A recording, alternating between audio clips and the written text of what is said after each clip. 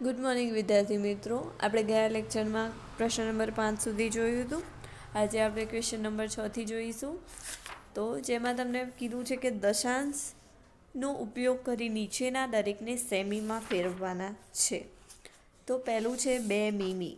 હવે મીમીનું સેમીમાં ફેરવવું હોય તો 10 વડે આપણે એને ભાગીશું. તો 2ના 10 વડે આપણે ભાગીશું તો આગળ આપણે જોયું એમ કે 1/10 હોય તો આપણે 0.1 લખતા, તો 2/10 છે તો આપણે 0.2 લખીશું, એટલે કે 0.2 સેમી. ત્યાર પછી છે બીજો 30 મીમી. તો 30ની નીચે છેદમાં 10 લખીશું તો 0 ઉડી જશે, એટલે કે 3 સેમી, એટલે કે જવાબ આવશે 3 સેમી. ત્રીજું છે 116 મીમી. હવે 116ની છેદમાં 10, તો એક 0 છે તો આપણે એક સંખ્યાની પછી પોઈન્ટ મૂકીશું, એટલે કે 11.6 સેમી. ત્યાર પછી ચોથો 4 સેમી 2 મીમી. તો 4 સેમી એમને એમ રાખીશું કારણ કે એ તો સેમીમાં જ છે, પરંતુ 2/10 એટલે કે 0.2, એટલે કે 4 + 0.2નો સરવાળો, એટલે કે 4.2 સેમી. ત્યાર પછી છે 162 મીમી. તો 162ની છેદમાં 10 એટલે કે 1 0 છે તો એક આંક જાય પછી આપણે પોઈન્ટ મૂકીશું, એટલે કે 16.2 સેમી. ત્યાર પછી આગળ 83 મીમી, એટલે કે એક આંક જાય પછી પોઈન્ટ મૂકી, એટલે કે 3ની આગળ પોઈન્ટ, એટલે 8.3 સેમી. તો આ રીતે આપણે સેમીમાં ફેરવ્યું. હવે છે ક્વેશ્ચન નંબર 7 કે જેમાં કીધું છે કે સંખ્યા રેખા પર કઈ બે પૂર્ણ સંખ્યાઓની વચ્ચે નીચેની સંખ્યાઓનો સમાવેશ થશે. કઈ પૂર્ણ સંખ્યા આપેલ દશાંશ સંખ્યાની નજીક છે એ લખવાનું છે. તો પહેલાં તો આપણે જોઈએ સંખ્યા રેખા કે જેમાં 0થી 12 સુધી આંક આપેલા છે. પહેલું છે 0.8. તો 0.8 ક્યાં આવશે, કોની વચ્ચે આવશે અને શેની નજીક આવશે એ લખવાનું. તો 0.8 એ 0 અને 1ની નજીક છે, એટલે કે અહીંયા આવશે. તો એ સૌથી વધારે કોની નજીક છે, 1ની નજીક. 0.5થી નાની સંખ્યા હોત તો 0ની નજીક આવત. બીજું છે 5.1. તો 5 અને 6ની વચ્ચે આવશે અને તે 5ની નજીક છે. ત્યાર પછી ત્રીજું 2.6, 2 અને 3ની વચ્ચે, જે 3ની નજીક છે. ચોથું છે 6.4, જે 6 અને 7ની નજીક, એટલે વચ્ચે, જે 6ની નજીક છે. પછી 9.1, જે 9 અને 10ની વચ્ચે, જે 9ની નજીક. 4.9 એ 4 અને 5ની વચ્ચે અને 5ની નજીક કહેવાય. આ રીતે આપણે સંખ્યા રેખા પરથી લખ્યું. હવે જે ક્વેશ્ચન નંબર 8 જે સંખ્યા રેખા પર દર્શાવવાનું છે, એટલે કે પોઈન્ટ 2 તમારે દર્શાવવાનું છે. તો જેના માટે કોની વચ્ચે આવશે તે આપણે સંખ્યા રેખા ઉપર આંક એટલા જ લખીશું. તો 0 અને 2ની વચ્ચે આવશે. 0 અને 1ની વચ્ચે આવશે. તો અહીંયા તમને સંખ્યા રેખા વધારાની આપી છે તે તમે ના દોરો આ તો પણ ચાલે, 0 અને 1 સુધી દોરો તો પણ ચાલશે. તો 0, 1 અને 1ની વચ્ચે આપણે 10 કાપા દર્શાવીશું. તો 0.2 જે બીજા નંબરના કાપા ઉપર આવશે ત્યાં દર્શાવી દઈશું આપણે. ત્યાર પછી બીજું છે 1.9, જે 1 અને 2ની વચ્ચે છે, જેમાં 1 અને 2ની વચ્ચે આપણે 10 કાપા દર્શાવીશું અને 9મા કાપા ઉપર 1.9 દર્શાવીશું. ત્યાર પછી છે 1.1, જે 1 અને 2ની વચ્ચે છે, જેમાં આપણે 10 કાપા દર્શાવીને 1 નંબરના કાપા ઉપર 1.1 દર્શાવીશું.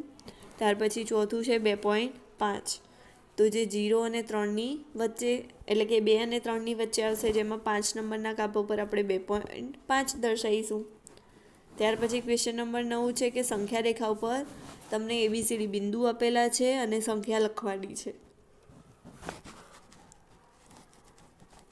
તો એ ઉપર કઈ સંખ્યા આવશે, તો 0 અને 1ની વચ્ચે છે. તો તમે ગણશો કાપા તો તમને ખબર પડશે કે 8 નંબરના કાપા ઉપર છે. તો તમે ડાયરેક્ટ પણ લખી શકો છો આમાં, અને અહીંયા ગણતરી આપી છે એ રીતે પણ કરી શકો. અને ગણતરી ના કરવી હોય તો તમારે જે આ કાપા દર્શાવ્યા છે બધા કાપા ગણી અને 0.8 ડાયરેક્ટ લખી શકો છો. બી નંબર ઉપર 1 અને 2ની વચ્ચે છે, એટલે કે ત્રીજા નંબરના કાપા ઉપર આવે, એટલે કે 1.3. ત્યાર પછી સી છે 2ની પછી બીજા નંબરના કાપા ઉપર આવે, એટલે 2.2. અને ડી છે 3ની આગળ છે એક અંક, એટલે કે 2.9. હવે 10મો દાખલો છે કે રમેશની નોટબુકની લંબાઈ 9 સેમી અને 5 મીમી છે. સેમીમાં તેની લંબાઈ કેટલી થશે તે લખવાની છે. તો આપણે સેમી 9 સેમી તો સેમીમાં જ છે, પરંતુ 5 એ મીમીમાં છે, તો આપણે તેને સેમીમાં ફેરવીશું. તો 9 પ્લસ 5 મીમીમાં ફેરવવા માટે આપણે 10 વડે સેમીમાં ફેરવવા આપણે 10 વડે ભાગીશું, એટલે કે 0.5. તો 9 પ્લસ 0.5 એટલે કે 9.5 સેમી. હવે બીજું છે, ચણાના નાના છોડની લંબાઈ 65 મીમી છે, તે લંબાઈ સેમીમાં દર્શાવો. તો 65ની છેદમાં 10 લઈશું, એટલે કે 6.5 સેમી, જે આપણને ખબર પડી. હવે આગળ છે સ્વાધ્યાય 8.2 કે જેમાં તમારે કોષ્ટક પૂર્ણ કરવાનું છે, તે દશાંશનો ઉપયોગ કરી સંખ્યા લખવાની છે. તો પહેલું કોષ્ટક છે જેમાં તમારે પૂરા ખાના પહેલાં તો ગણવાના છે, ખાલી ખાના. તો ટોટલ ખાના તેના છે 100, બરોબર. હવે 100 ખાનામાંથી કેટલા ભાગ છાયાંકિત કરેલા છે? તો 26 ભાગ છાયાંકિત કરેલા છે. હવે તેને દશાંશ સ્વરૂપે લખવું હોય તો આગળ ચેપ્ટરમાં શીખી ગયા કે જે ટોટલ હોય વસ્તુ તે છેદમાં આવશે, અને જે વસ્તુ છાયાંકિત છે કે જે ભાગ શોધવાનો છે આપણે તે અંશમાં આવશે, એટલે કે 26ની છેદમાં 100. તો 0.26. આપણે એક શૂન્ય નીચે હતું તો આપણે એક અંકની આગળ પોઈન્ટ મૂકતા હતા. હવે 2 શૂન્ય છે તો 2 અંકની આગળ પોઈન્ટ મૂકીશું, એટલે કે 26ની આગળ.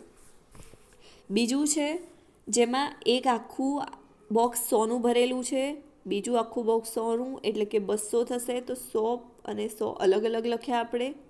ત્યાર પછી આપણે જોઈએ છીએ તો પહેલા ભાગમાં 100માંથી 100 એ 100 છાયાંકિત કરેલા છે, તો આપણે 100ની છેદમાં 100 લખ્યા. બીજામાં 100ની અંશમાં આપણે કેટલા લખીશું? તો આટલા ભાગ છાયાંકિત ગણીશું તો 38 થશે, તો 38ની છેદમાં 100 લખીશું. તો 100ની છેદમાં 100 એટલે કે 1, અને 38ની છેદમાં 100 એટલે કે 0.38. તો આ બેનો સરવાળો 1.38 આપણે દશાંશ સ્વરૂપે લખ્યું. હવે ત્રીજું જોઈએ તો ત્રીજામાં છે 100ની છેદમાં 100 પહેલું. તો બીજું છે 100 અંશ છેદમાં આવશે, અને છાયાંકિત કરેલા ગણીએ તો 28ની છેદમાં 100, એટલે કે 1 પ્લસ 0.28 એટલે કે 1.28. હવે તેને આપણે કોષ્ટકમાં લખવાનું છે. તો એકમ, દશાંશ, શતાંશ અને સંખ્યા. તો સૌથી પહેલાં આપણે સંખ્યા લખી દઈશું, ત્રણેય આપણને મળીએ. હવે સંખ્યા લખી એકમ, દશાંશ અને શતાંશમાં ફેરવી દઈશું, તો તે આપણને ફાવે. હવે ક્વેશ્ચન નંબર 2 કીધો છે આપણને.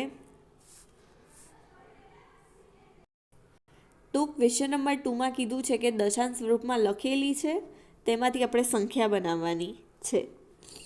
તો પહેલું 100માં છે એટલે કે જે સંખ્યાનું જે ખાનામાં હશે તેના વડે આપણે ગુણીશું અને બધાનું સરવાળો કરીશું.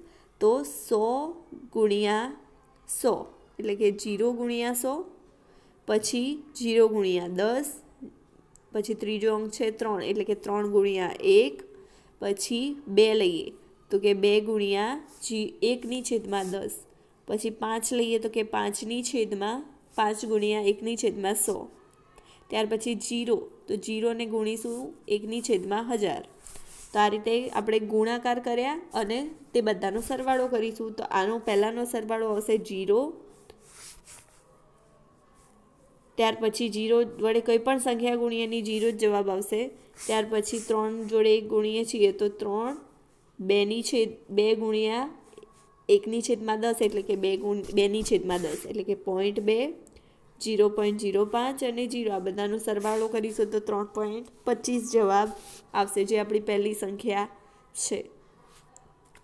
એવી જ રીતે આગળ તમે બધા કોષ્ટકોનો જાતે અભ્યાસ કરશો તો તમને ખબર પડશે સંખ્યા કઈ રીતે કરી છે. આપણે વિસ્તરણ કરતા હતા આગળ, તમને ખબર હોય તો એ રીતે જ કરવાનું છે. આમાં કોષ્ટકની સંખ્યા પ્રમાણે તેને ગુણવાનું છે અને તે બધી સંખ્યાઓનો સરવાળો કરવાનો છે, જેથી તમને નીચે સંખ્યા મળી જશે.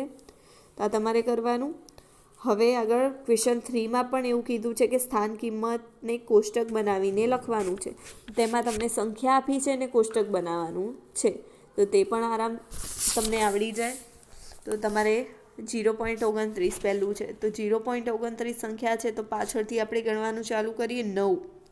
તો જે શતાંશમાં આવે છે તો શતાંશમાં લખીશું, દશાંશમાં લખીશું, અને 0 છે એ એકમમાં લખીશું, બાકી બધે 0 આવશે.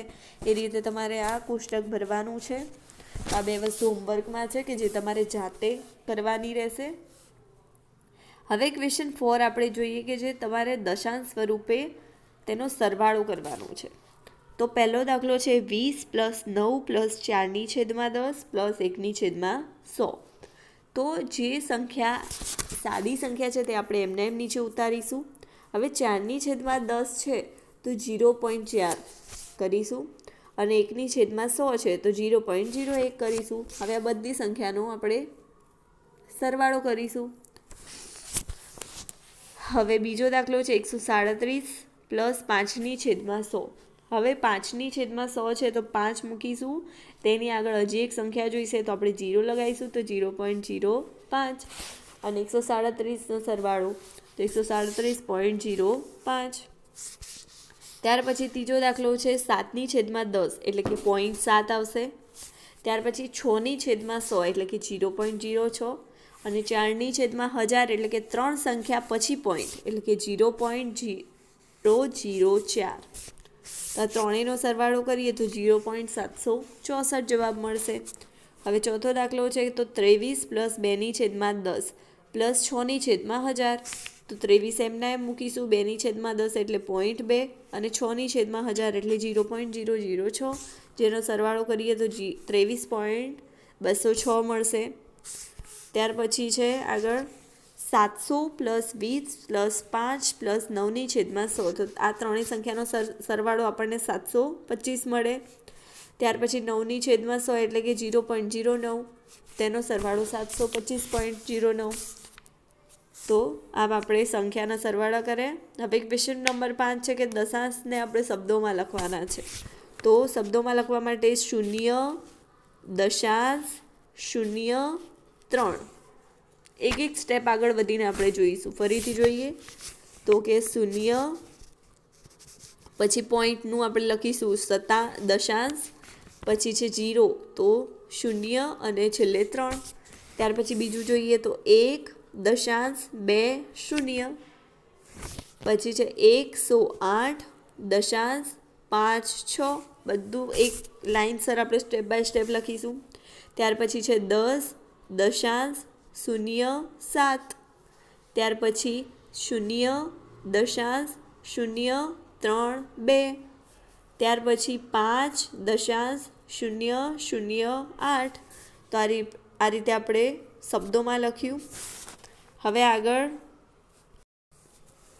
આગળનો ક્વેશ્ચન જોઈએ તો સંખ્યા રેખા પર દશાંશના સ્થાનના કયા બે બિંદુઓની વચ્ચે નીચેની સંખ્યાઓ રહેલી છે તે આપણે લખવાની છે. તો 0.06 જે 0 અને 0.1ની વચ્ચે આવેલી છે.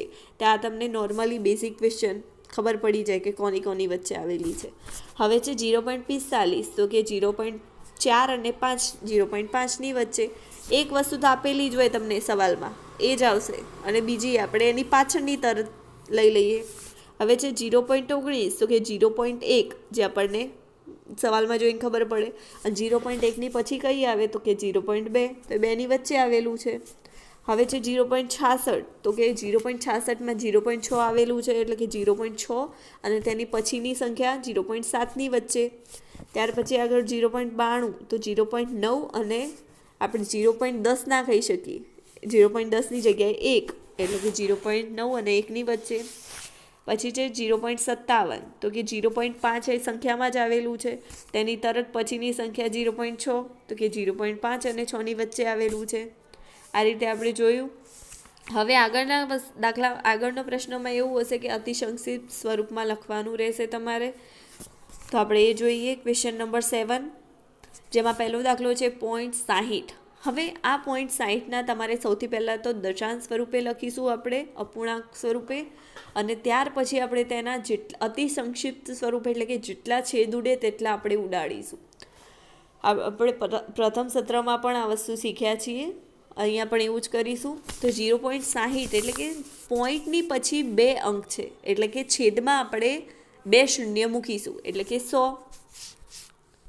તો 60ની છેદમાં 100 તો એક શૂન્ય ઉડી જશે એટલે કે 6/10. હવે 6/10ના પણ આપણે છેદ ઉડાડવા હોય તો 2 વડે બંનેને ભાગીશું એટલે કે 3/5 જવાબ આવશે. ત્યાર પછી બીજો દાખલો જોઈએ કે 0.05. હવે પોઈન્ટની પછી 2 અંક છે એટલે છેદમાં આપણે 100 લખીશું. તો 5ની છેદમાં 100. તો આના આપણે ભાગ ચલાવીશું તો 5 એકા 5 અને 20 પંચા 100. તો 5 5 ઉડી જશે એટલે કે 1ની છેદમાં 20 જે આપણને જવાબ મળ્યો. ત્યાર પછી છે 0.75. તો કે 0.75 એટલે 75ની છેદમાં 100. હવે 25 તરી 75 થાય છે. પહેલું છે 25 તરી 75 અને નીચે છે 100. તો 25 ચોક 100 લઈએ આપણે. તો 25 25 ઉડી જશે એટલે 3ની છેદમાં 4 જવાબ આવશે.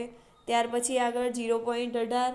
તો 18ની છેદમાં 100 એટલે કે 9 દુ 18 અને 50 દુ 100. તો 9ની છેદમાં 50 જે જવાબ. ત્યાર પછી 0.25. તો 25ની છેદમાં 100. તો 25 ચોક 100 થાય છે. તો આ વસ્તુ આપણને ડાયરેક્ટ મળી જાય 1ની છેદમાં 4. ત્યાર પછી છે 0.125. તો 125ની છેદમાં 1000. તો આપણે આ પણ મળી જાય 125 ગુણ્યા 8000 થાય એટલે 1ની છેદમાં 8 જે આપણને જવાબ મળ્યો. તો આ રીતે આપણે અતિ સંક્ષિપ્ત સ્વરૂપ જોયું. આગળનો દાખલો છે 0.006. 0.066. તો 66ની છેદમાં 1000. તો ઉપર જોઈએ તો 33 ગુણ્યા 2 અને છેદમાં જોઈએ તો 500 ગુણ્યા 2. તો 2 2 ઉડી જશે એટલે 33ની છેદમાં 500 જે આપણને જવાબ મળ્યો. તો આ રીતે અતિ સંક્ષિપ્ત સ્વરૂપ જોયું. હવે આગળ અહીંયા આપણે સ્વાધ્યાય 8.2 પૂર્ણ કરીએ છીએ જે તમારે નોટમાં લખવાનું રહેશે. અને આગલા લેક્ચરમાં આપણે જોઈશું સ્વાધ્યાય 8.3. આજના લેક્ચરમાં આટલું. ધન્યવાદ.